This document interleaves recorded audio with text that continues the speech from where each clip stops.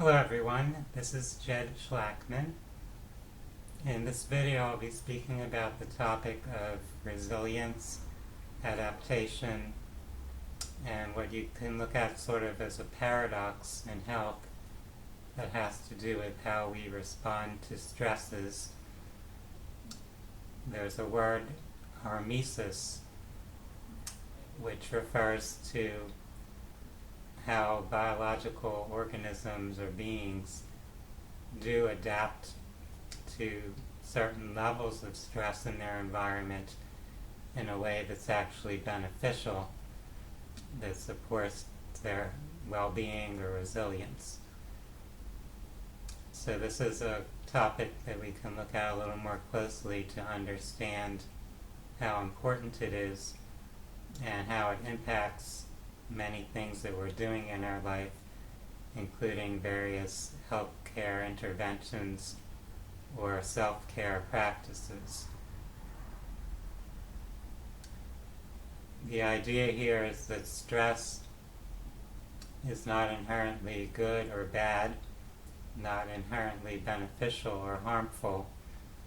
It's all about how the individual organism or the individual person in the human context is able to process that stress and to use it for their own adaptation or development, their own evolution, their own building of resources to handle their environment, to function and thrive in whatever environments that individual or organism is exposed to. We can use the example of someone who is isolated within a bubble per se that shields them from any microbes in their environment. So a hermetically sealed type of shielding around that person that keeps them from being exposed to bacteria, viruses, other microbial forms that might be around them. When that's done, it might be provided in a short-term sense to protect someone who's severely immune compromised, so they're in a state where they can't really handle any stress. Even a small, minor stress would be very harmful or life-threatening to that person. However, if you took a normal, ordinary person and place them in that isolation, in that shielding, where for a long time they're not being exposed to their natural environment, to the natural foreign organisms that are present, they might start to actually decline in their immune capacity because it's not being challenged or tested in any way. Just like if we don't exercise our muscles, they tend to atrophy. Other aspects of our anatomy or biology could have the same occur when they're not being challenged or stressed as they otherwise would be. So this is the idea that we have a certain window of stress that's maybe optimal or ideal, where too much or too little could actually be detrimental, could actually compromise their well-being. If you're not stressed at all, if you're in a very safe, protected kind of environment for a long time, and then suddenly you're thrust out of that environment into a more stressful environment, you're not really prepared, you haven't developed the skills or resources to adapt and handle that environment. So that environment would actually be more threatening or dangerous to you than it would be to someone who's already had some level of exposure to those types of challenges.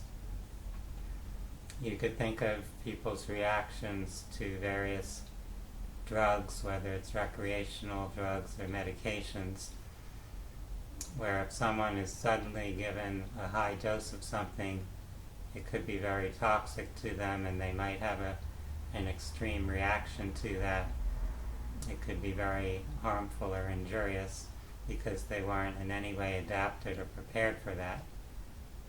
However, you have another person who's incrementally been starting to take doses of that particular chemical and gradually building it up and preparing and developing some form of adaptation to it, then if you give them the high dose, they may be able to handle it without being severely affected relative to the person who's just suddenly given that high dose and how it might impact them.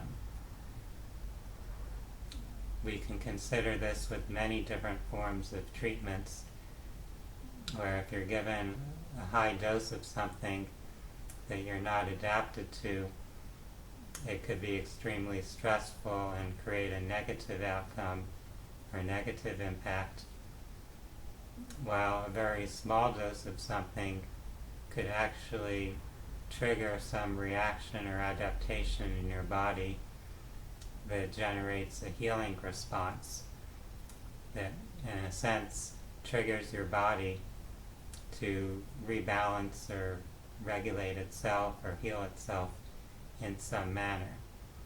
So providing a small stress as a catalyst for that individual or organism to adapt, to kind of recalibrate itself to be able to function well in its environment. In light of that, we could consider the healing science or healing paradigm of homeopathy, where people are given exposures to really what's just a small essence or energy or information imprint of various substances, some of which could be quite toxic in substantial doses, but the person is actually receiving essentially no physical residue of the substance, just kind of an energetic trigger for them to respond to that substance to facilitate their own self-healing response or mechanism. So the idea with homeopathy is that it's quite safe because you're never actually overdosing a person with any particular chemical or compound. You're just using a very subtle amount of something to trigger the healing response, to trigger that kind of inherent adaptation that the person's designed for. We can really appreciate this idea of hormesis when we consider the importance of the individual, their unique ability to respond or adapt to things, and the dose of things that are provided.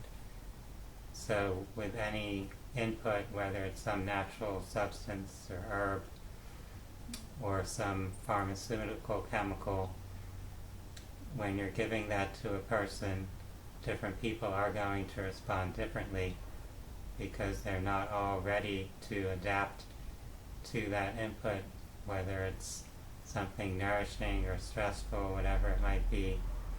Not everyone responds in the same way, and something that could be valuable in a small dose that the body is ready to process and use for its nourishment or support, in a higher dose, it could be an overdose or a stress for that individual, and it could lead to negative reactions or negative outcomes. So we want to be mindful of that and be aware that not everyone is the same. We all have different energetic states, emotional states, etc. We've all had different experiences with our social and biological environments, so we're not all prepared or adapted to things in the same way. Something that's valuable for one person would be dangerous or threatening to another person, and even that, of course, over time can shift as someone builds up their adaptation to things, as they become more resilient, more prepared to process certain types of input or stresses. Many of us have heard the phrase, "what doesn't kill you makes you stronger," which relates in a sense to this hormesis concept, this idea that something, depending on how prepared you are to handle it or the dose or amount of it, could either be beneficial or it could be harmful. So if you're ready to process it, to integrate that input into your experience, you can use it to build your resilience or strength in some manner. So in that way it's making you stronger, even though if it had been given to you in an excessive dose or at a time and place where you weren't at all ready to handle or process that stress, it literally could kill you, at least in the biological, physical sense, or create some substantial physical harm.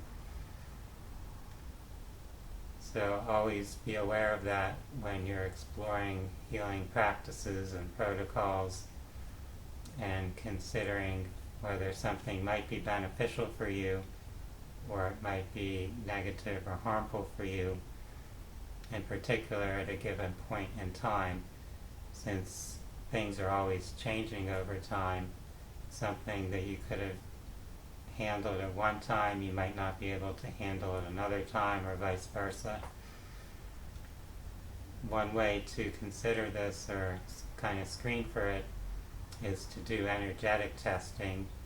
People often use muscle response testing to see if the physical body, governed by the subconscious awareness or intelligence, will be made stronger or weaker when exposed to some input or stimulus.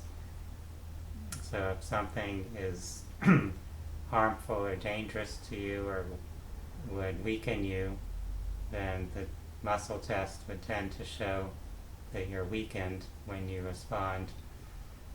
Whereas if something is beneficial or supportive for you, if you're ready to use it in a way that elevates your energy or makes you stronger, then you'll show a strong response. I hope that this kind of general discussion of the topic of hormesis, of stress, adaptation, and resilience gives you some guidance or insight as you go forward on your path or your healing journey. For those that are interested in holistic health and wellness, I invite you to view my website. That's phinsights.com, phinsights.com. For now, I want to wish everyone a wonderful day. Namaste.